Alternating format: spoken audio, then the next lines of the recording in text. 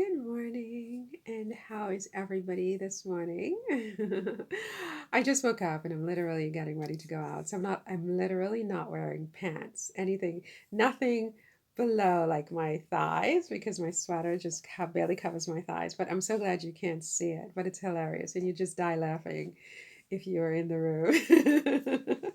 But anyway, I hope you're well and thank you for subscribing if you are, and if you're not, I would be happy if you'd consider subscribing to my YouTube channel about the Duke and Duchess of Sussex, Prince Harry, the Duke of Sussex, and his beautiful wife, Meghan, Duchess of Sussex. I make a lot of videos. Sometimes I think maybe too many, too fast. But yeah, I enjoy it. It's fun and it makes me sort of like feel like I don't know. I enjoy it, and but I know I should probably try to make fewer, better videos and so many videos. but but yeah, that's where we are. So I have three videos or three topics today. I haven't prepared anything, so I'm just going to talk off the cuff on three topics. And the first one is about Prince Charles III and how he is the head of the Church of England.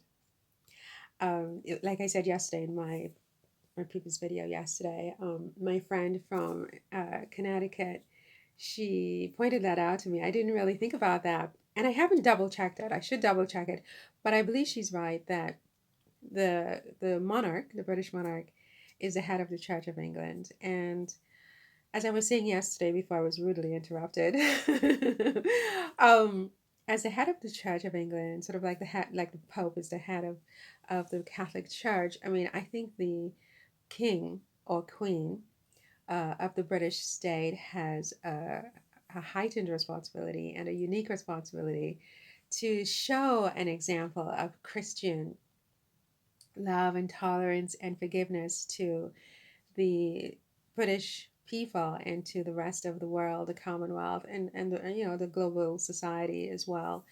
And I feel like King Charles III and yes, let's stay with King Charles III. I won't go into any prior monarchs or previous monarchs, but I feel like he could do a better job in terms of his role as head of the Church of England and in terms of showing an example to the British people about love and tolerance and forgiveness and inclusion.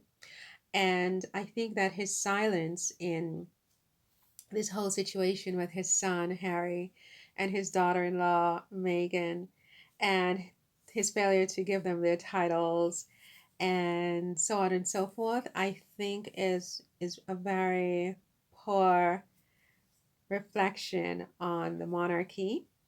And I think that as head of the Church of England, it really smacks of hypocrisy on his part. And he's not only the head of the Church of England, but he's a dad and he's a grandpa and he's an adult. He's the adult, he's a parent. And of course, you have family problems. Everybody does. I think that the fact that Harry has chosen to handle things the way he has handled it suggests to me that this is a young man who felt like he had no other choice.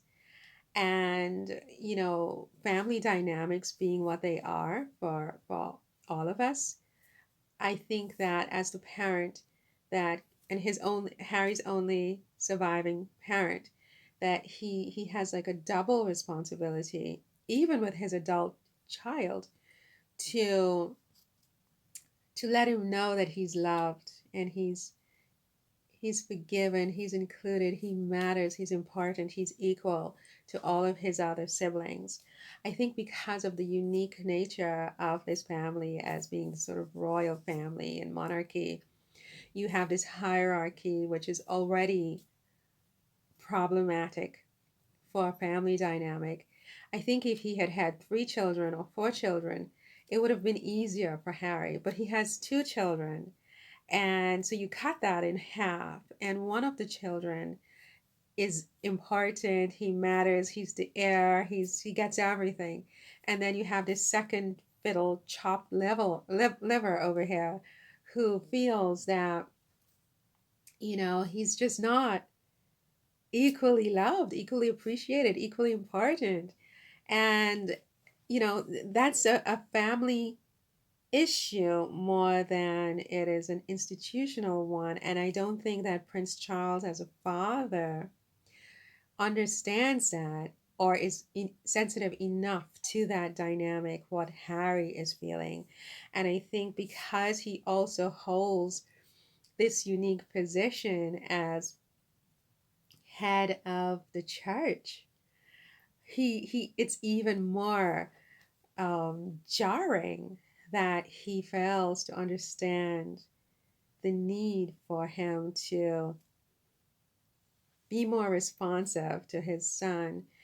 Because in being more responsive to his son and his daughter in law and his grandchildren from this child, he shows an example to the British people that I think they all need, and that would be invaluable to them. Of course, many of them are very angry, not all, some like Meghan and Harry, and maybe just 1% of the population at this point, who knows?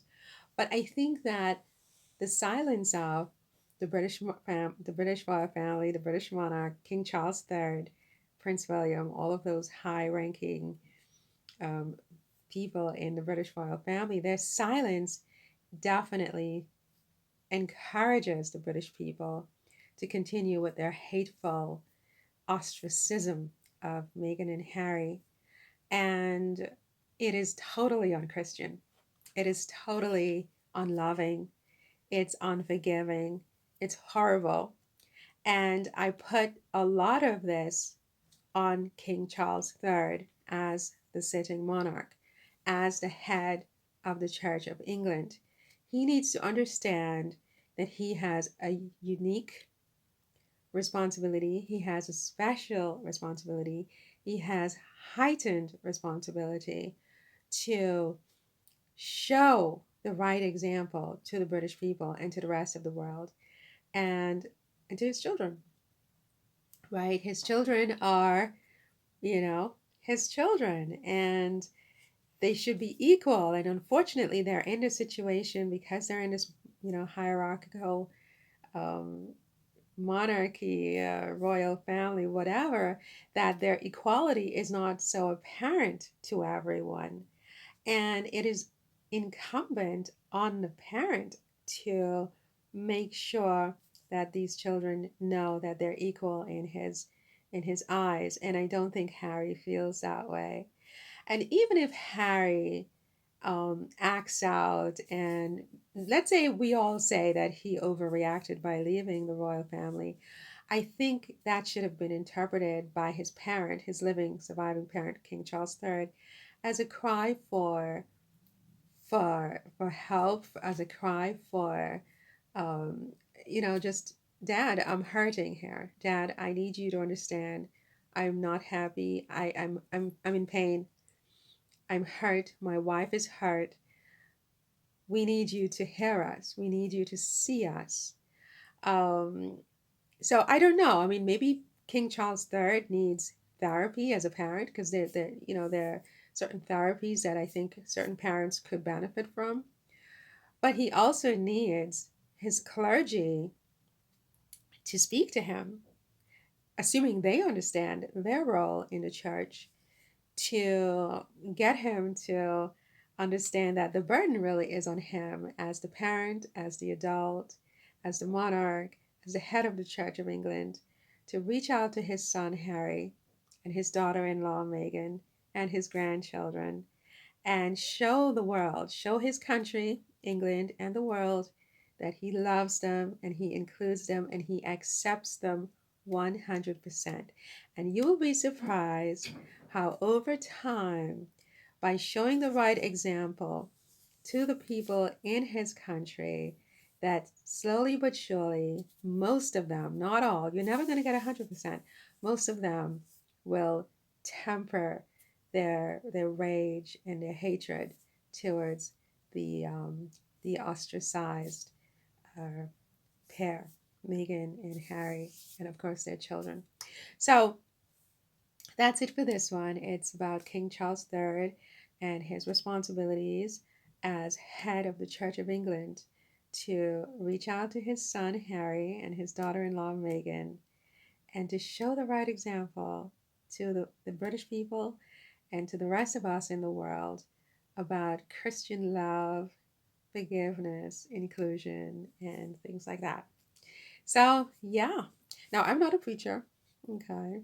I am imperfect. I am an imperfect human being. I'm not the head of any church, so I don't have the same responsibilities as King Charles, obviously. But I do have a responsibility as a human being on the planet to try to do my best to love everybody. Sometimes I'm better at it than other times. It's a work in progress. Okay. I am a work in progress. So I've not, and there are many things about King Charles that I'm sure are just wonderful. Okay.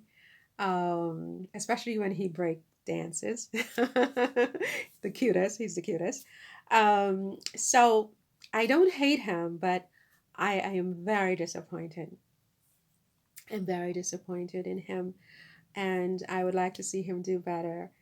If he can't do it as just a monarch and as a dad, then he needs to think about it from the standpoint of being the head of the Church of England.